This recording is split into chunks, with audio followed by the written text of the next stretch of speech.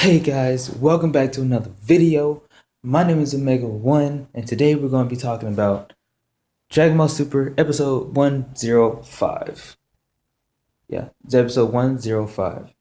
So, this episode was actually really good. I enjoyed it. I really enjoyed what they did with Master Roshi and, how they gave off that, it was sad. It was really sad. It was really a sad, feeling type video, not video, but show, episode. I can't talk.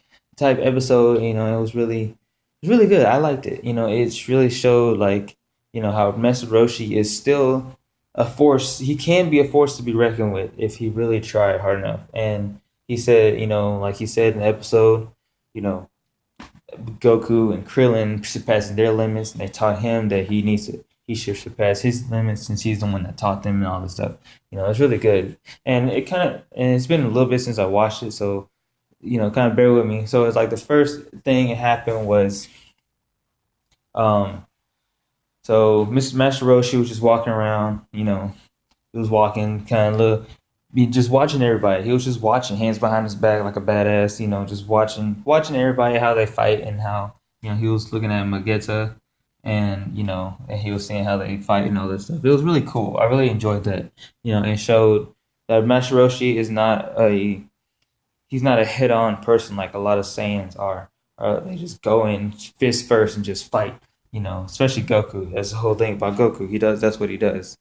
So it kind of showed that it's really he kind of was just walking around and he was like, okay, he does this and does that, and the next thing you know he's getting attacked by like two boomerangs out of nowhere. He's like, what the crap? Okay, boomerangs are coming to attack him. He's like, oh no, I gotta run away. And then, he didn't run away. He was like, what the heck was that? And then this girl, Kawaii, I think, I want to say Kawaii just because it's cute.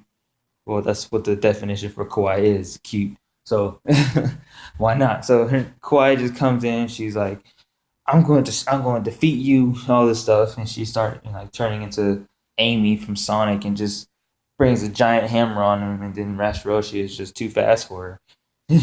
And he had a badass line. I can't say word for word what he said, but he said somewhere around the line like, "I'm too strong for you. I'm too fast for you. You're just no match for me." And it was just so badass. It was like, damn, Roshi, talking crap, talking shit.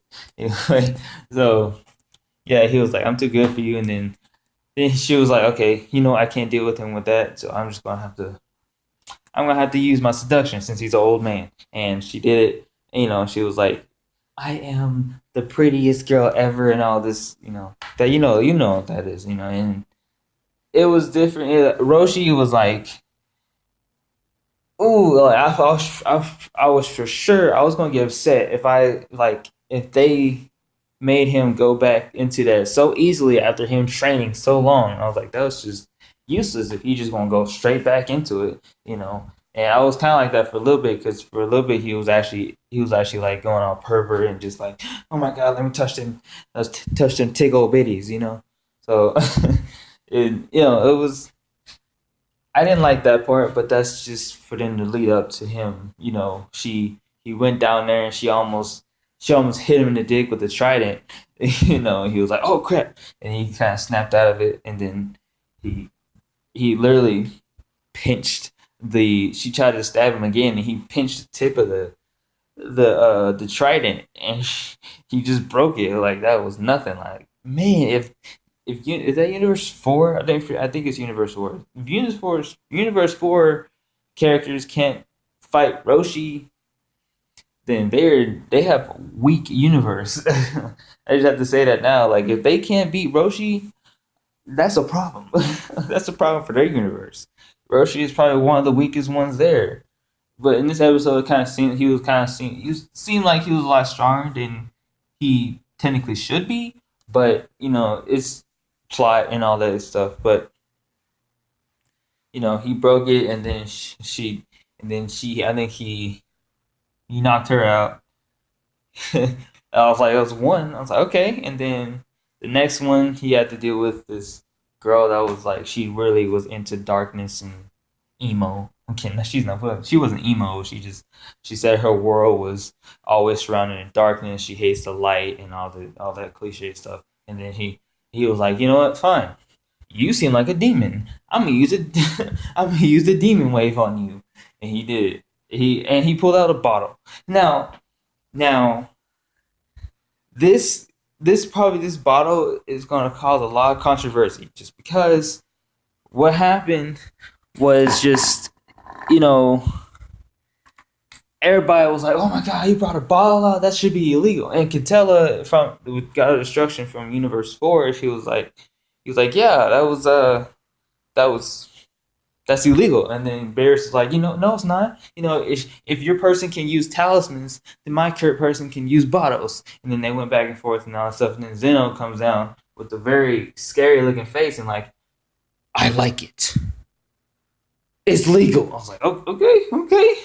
Like, Zeno, damn, okay, I get it. You know, I was like, "Okay, it's legal, it's fine." And he's like, "Cool." And then me, like, a lot of stuff, it's a lot of controversy on it. You know, it's like, okay, if he can use a bottle, that means he can use a sensu bean. Okay, first of all, sensu bean is a healing tactic. And they said no healings and no weapons. And I, myself, tweeted Akira Toriyama. I asked him specifically, and I quote, "Why was the bottle used in episode 105 even though it was supposed to be illegal?" Now, you can take this however you want, but, or Akira, I'm surprised. I didn't know he was going to reply, but he did. He was like, "Only because the clarification was made that people cannot use quote unquote weapons. The bottle cannot hurt someone." And then he drained, and then he just, like, I guess his English is not good, apparently. And then he said, and then he replied to his tweet, and he was like, "Life force or kill." You know, he cannot drain life force or kill. It is like wearing weighted boots and then taking them off to speed up. It is an aid. Okay, take that how you want. You can take that however you want to take it. But I'm taking it that the bottle was never illegal in the first place. That's how I'm taking it, because he said quote unquote weapons. A bottle is not a weapon. I was talking to what's his name? I was talking to a YouTuber, a YouTuber friend. Well, we just started talking, but Muzi. I was talking to Muzi about it, and it was saying like how the he was saying that it's still illegal because they're not supposed to have outside help. And from that part, yes, that part is true. You cannot have outside help. There's no outside objects or anything you can use. But you gotta think that, okay, there's no outside. That's fine. That makes sense for it to be illegal. But a lot of people are saying that it's a weapon. It's not a weapon. A bottle is not a weapon. You can't use a bottle as a weapon. You're not going to go into a knife fight with a bottle. That makes no sense. So, no, the bottle wasn't used. It's not a weapon. Just because he used the Mafuba and put her into the bottle, it's not a weapon. It's an aid. Just like Kira Toriyama said, it is an aid. It's an aid item. Now, since Zeno and them are very Zeno and them very childlike, so they're gonna change the rules however they see fit anyway. But I'm gonna take I'm taking it as the original premise of the whole thing was that the bottle itself was never illegal, and technically it's not really outside help because Roshi took it into the tournament anyway. It wasn't from the outside. I can see if like Shin threw a sensu bean inside. That's outside help. That's different from what Roshi did. Roshi already had the bottle, so technically that's legal. I hate to say it to y'all. I have to break it to y'all, but technically that is legal. That is okay. You can do that. I mean, the fact that he said that no weapons, people are arguing that the bottle was used as a weapon, which it wasn't. it was used as a catalyst to put for it's used as a catalyst for the Mafuba so they can put her into the bottle. The bottle is only a way of, you know, I guess it's more of an organized way of using the Mafuba because otherwise you can't really use it if you don't have a bottle to put somebody in. So and he just chunks it out and she's out.